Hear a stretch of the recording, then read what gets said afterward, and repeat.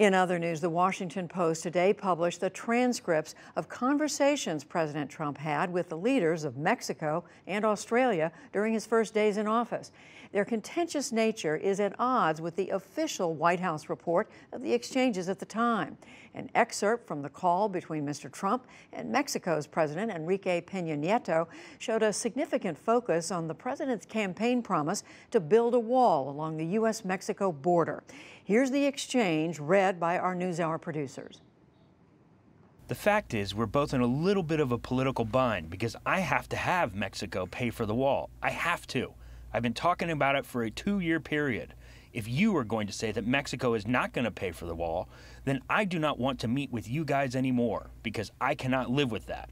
You have a very big mark on our back, Mr. President, regarding who pays for the wall. But my position has been and will continue to be very firm, saying that Mexico cannot pay for that wall. But you cannot say that to the press. The press is going to go with that, and I cannot live with that. This is an issue related to the dignity of Mexico and goes to the national pride of my country.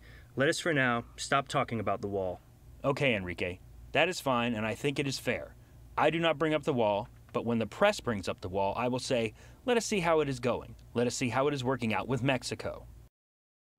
A second phone call, this one with Australia's Prime Minister Malcolm Turnbull, centered on an Obama-era deal for the U.S. to screen and take in refugees who had been imprisoned after trying to enter Australia by boat.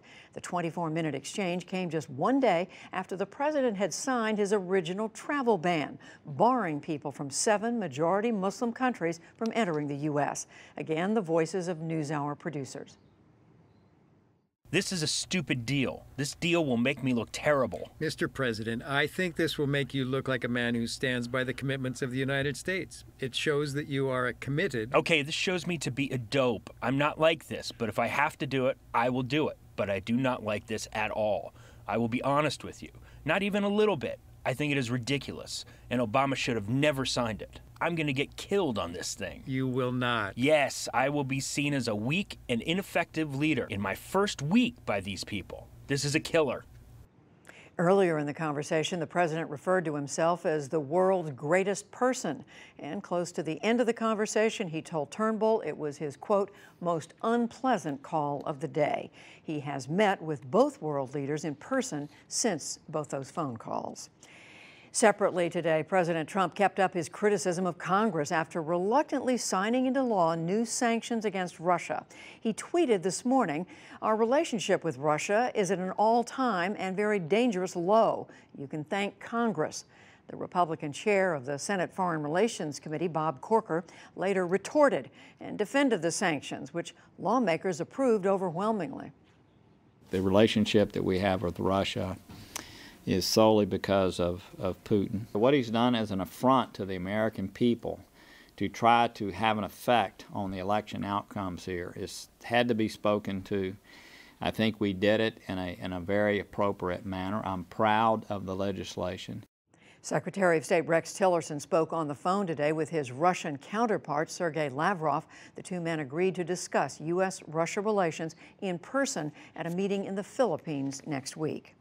In Brazil, embattled President Michel Temer has narrowly avoided suspension from office for a bribery charge. The lower house of Brazil's Congress voted last night against sending Temer to trial before the country's highest court. Still, Brazil's Attorney General may bring additional charges in the case, which involves allegations that Temer took bribes from a meat packer. China is welcoming some recent comments from the U.S. about North Korea. On Tuesday, Secretary of State Tillerson said the administration is not looking for regime change in Pyongyang. Speaking to reporters in Beijing, the Chinese foreign minister urged all parties to find a peaceful solution. We attach importance to State Secretary Tillerson's remarks on the Korean Peninsula. China hopes that all relevant parties move forward together and through equal dialogue find fundamental solutions that address everyone's reasonable concerns over security. President Trump has expressed growing frustration over what he says is China's reluctance to rein in North Korea. One soldier from the NATO-led military mission in Afghanistan has died in a suicide attack north of Kabul. 5 other troops and an interpreter were wounded. And a sad update to a story we brought you recently. A man who died in an attack in western Afghanistan this week has been identified as the father of a girl on the country's now famous robotics team. The all-girls team won a silver medal in a U.S. competition last month after being denied travel visas to the United States 2 times. We'll have more on the U.S. involvement in Afghanistan later in the program.